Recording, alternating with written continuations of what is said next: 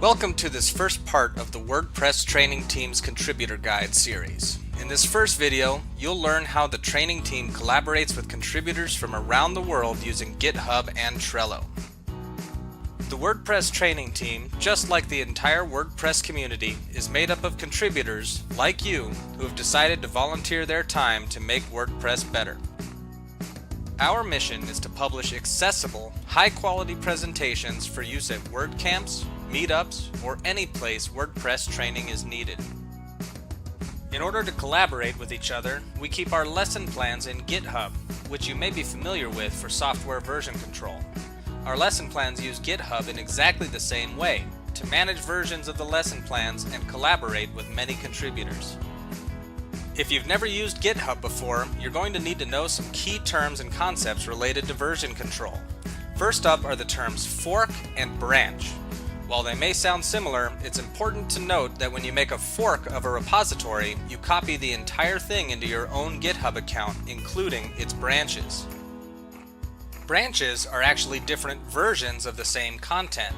The most common example you'll see is the master and dev branches of a lesson plan, the one that's currently published and the one that the team is currently updating.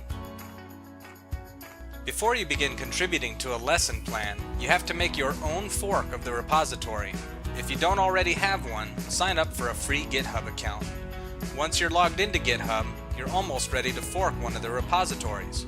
There's just one more question. Which repository should you work on? While GitHub hosts our lesson plans, Trello is the tool we use to manage all the projects for the team. The board is public and organized so that a new contributor like yourself can jump right in. Trello keeps us organized with cards, each representing a specific project for the team. The cards are then arranged into columns to represent their current status. Each column has a how-to card at the top, including the how to use this board in the first column. Start here. Start by reading this card so that you can collaborate with the team. Two great places to start contributing are the Next Up and Ready for Copy Editing columns. Poke around the cards, chat with the training team in Slack about where your skills will be best utilized, and go ahead and claim your card. We'll go ahead and claim this card, What is Open Source, and move it into the Drafts in Progress column. Note that as soon as the card gets moved, the training team is notified in Slack about the update. After clicking on the link in the card to the repository, it's time to make our fork of the project. Click on the fork button near the top right of the screen and GitHub will copy the entire project, including its branches, to your own GitHub account.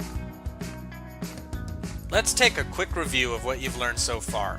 To begin working on a lesson repository, you'll claim it in Trello and move it to the In Progress column. After claiming your card, fork the repository into your own GitHub account. Lesson repositories have branches, usually including a master and dev branch. The master branch is what is currently published, and the dev branch is what you'll be working to improve. Coming up next, you'll learn how to use Atom to clone and begin working on the lesson, stage, and commit your changes. Please join us for the next video so you can start making contributions to the WordPress training team.